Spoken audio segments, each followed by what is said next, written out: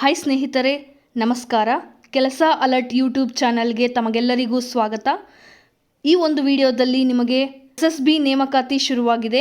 ಅದರಲ್ಲಿ ಎಷ್ಟು ಸಂಬಳ, ವಯೋಮಿತಿ ಏನು, ಕೊನೆಯ ದಿನಾಂಕ ಯಾವಾಗ ಅಂತ ಹೇಳಿ ಕಂಪ್ಲೀಟ್ ಮಾಹಿತಿಯನ್ನು ಈ ಒಂದು ವಿಡಿಯೋದಲ್ಲಿ ತಮಗೆ ತಿಳಿಸ್ಕೊಡ್ತೀವಿ. ಹಾಗೆ ವಿಡಿಯೋವನ್ನು ಕೊನೆಯವರೆಗೂ ನೋಡಿ. ನೀವು ನಮ್ಮ ಕೆಲಸ ಅಲರ್ಟ್ ಯೂಟ್ಯೂಬ್ ಚಾನಲ್ನ ಸಬ್ಸ್ಕ್ರೈಬ್ ಮಾಡ್ಕೊಂಡಿಲ್ಲ ಅಂದರೆ ಈ ಕೂಡಲೇ ಸಬ್ಸ್ಕ್ರೈಬ್ ಮಾಡಿಕೊಂಡು ಬೆಲ್ ಐಕಾನನ್ನು ಕ್ಲಿಕ್ ಮಾಡಿ ಆಲ್ನಲ್ಲಿ ಇಡಿ. ಸ್ನೇಹಿತರೆ, SSB ನೇಮಕಾತಿ ಶುರುವಾಗಿದೆ. 2026ರಲ್ಲಿ 827 ಕಾನ್ಸ್ಟೇಬಲ್ ಹುದ್ದೆಗಳಿಗಾಗಿ ಆನ್ಲೈನ್ನಲ್ಲಿ ನೀವು ಅರ್ಜಿ ಸಲ್ಲಿಸಬೇಕಾಗುತ್ತದೆ. ಆದಷ್ಟು ಬೇಗ ಅರ್ಜಿ ಸಲ್ಲಿಸಿ. ಹಾಗೂ ಈ ಒಂದು ಸಂಸ್ಥೆಯ ಹೆಸರು ಸಶಸ್ತ್ರ ಸೀಮಾ ಬಲ್ ಎಂದು. ಹಾಗೂ ಹುದ್ದೆಗಳು ನೀವು ಈಗಾಗಲೇ ನೋಡಿರಬಹುದು. ಹಾಗೂ ಉದ್ಯೋಗ ಸ್ಥಳ ಬಂದು ಆಲ್ ಓವರ್ ಇಂಡಿಯಾ ಆಗಿರುವಂಥದ್ದು ಕಾನ್ಸ್ಟೇಬಲ್ ಹುದ್ದೆಗಳಿಗಾಗಿ. ಈ ಒಂದು ಹುದ್ದೆಗಳ ಶೈಕ್ಷಣಿಕ ಅರ್ಹತೆ, ಎಜುಕೇಷನ್ ಕ್ವಾಲಿಫಿಕೇಷನ್ ಅನ್ನು ನೀವು ನೋಡುವುದಾದರೆ ನೀವು SLC ಪಾಸ್ ಆಗಿದ್ದರೆ ಸಾಕಾಗುತ್ತದೆ. ಈ ಒಂದು ಜಾಬ್ಗೆ ಎಲಿಜಿಬಲ್ ಆಗ್ತೀರಾ.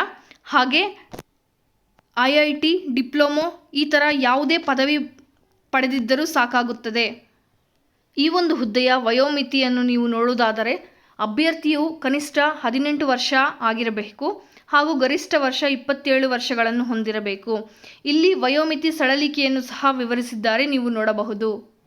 ಸೊ ಈ ಒಂದು ಜಾಬ್ನ ಅಪ್ಲಿಕೇಶನ್ ಫೀಸ್, ಅರ್ಜಿ ಶುಲ್ಕ ಬಂದು UR, EWS ಹಾಗೂ OBC ಕ್ಯಾಂಡಿಡೇಟ್ಗಳಿಗೆ 100 ರೂಪಾಯಿ ಆಗಿರುತ್ತದೆ. ಹಾಗೂ SC ST ಕ್ಯಾಂಡಿಡೇಟ್ಸ್ಗಳಿಗೆ ಯಾವುದೇ ತರಹದ ಫೀಸ್ ಇರುವುದಿಲ್ಲ. ಪಾವತಿ ವಿಧಾನ ಅಂದರೆ ಅಪ್ಲೈ ಮಾಡುವಂತಹ ವಿಧಾನ ನೀವು ಆನ್ಲೈನ್ನಲ್ಲಿ ಪೇ ಮಾಡಬೇಕಾಗಿರುತ್ತದೆ. ಆಯ್ಕೆಯ ಪ್ರಕ್ರಿಯೆಯನ್ನು ನೀವು ನೋಡೋದಾದರೆ ಲಿಖಿತ ಪರೀಕ್ಷೆ, ದೈಹಿಕ ದಕ್ಷತೆ ಪರೀಕ್ಷೆ ಹಾಗೂ ದೈಹಿಕ ಪ್ರಮಾಣೀಕರಣ ಪರೀಕ್ಷೆ, ಇಂಟರ್ವ್ಯೂ ಇರುತ್ತದೆ.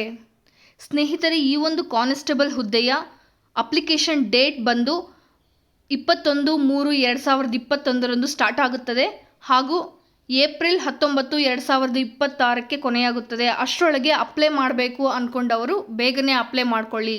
ಈ ಒಂದು ಹುದ್ದೆಯ ಇನ್ನೂ ಹೆಚ್ಚಿನ ಮಾಹಿತಿ ನಿಮಗೆ ಬೇಕು ಅಂತ ನೀವು ಅಂದ್ಕೊಂಡ್ರೆ ಈ ಒಂದು ಅಧಿಕೃತ ವೆಬ್ಸೈಟ್ಗೆ ಭೇಟಿ ನೀಡಿ ಅಲ್ಲಿ ತಿಳ್ಕೊಳ್ಳಬಹುದು. ಸೊ ಗೈಸ್, ಈ ಒಂದು ವಿಡಿಯೋದಲ್ಲಿ ನಾವು ನಿಮಗೆ SSB ಸಂಬಂಧಪಟ್ಟ ಹಾಗೆ ಕಂಪ್ಲೀಟ್ ಮಾಹಿತಿಯನ್ನು ತಿಳಿಸ್ಕೊಟ್ಟಿದ್ದೇವೆ ಎಂದು ತಿಳಿದಿದ್ದೇವೆ. ಈ ವಿಡಿಯೋ ಇಷ್ಟ ಆದರೆ ಲೈಕ್ ಮಾಡಿ, ಶೇರ್ ಮಾಡಿ.